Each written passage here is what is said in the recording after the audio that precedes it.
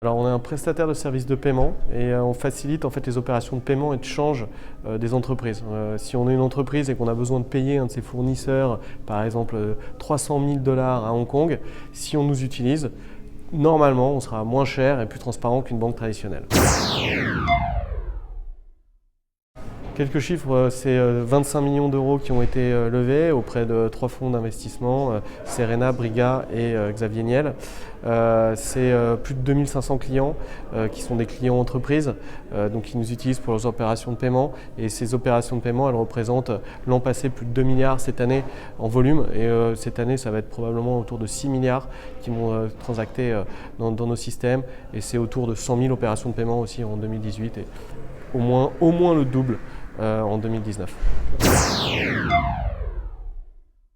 Je voulais qu'IBAN First soit tout de suite très international et ce que j'ai remarqué, c'est que dans ma vie passée justement d'entrepreneur aussi en France, souvent en créant une société en France, souvent la société se limite à la France et en fait comme la France est un grand marché, souvent on reste que sur la France.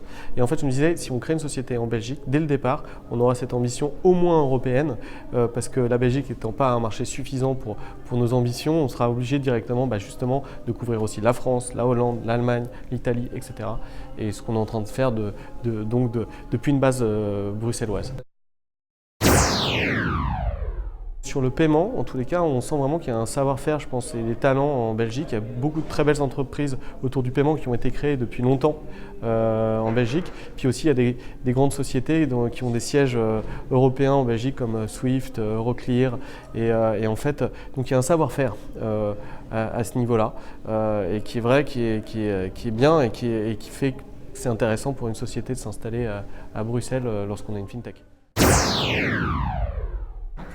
À 5 ans, je suis de plus en plus excité par notre business en fait et je me rends compte vraiment que d'ici 5 ans, en fait, ça sera vraiment un no-brainer pour une entreprise d'utiliser quelqu'un comme nous et j'espère IBAN First pour faire des opérations de paiement international. Notre service, nos prix, tout est mieux que ce qu'on peut trouver dans une banque traditionnelle. Du coup, je pense que d'ici 5 ans, on aura le temps de encore plus évangéliser le marché et qu'on aura une part très significative de ce business plutôt qui ne restera plus dans les banques, qui sera plutôt chez nous.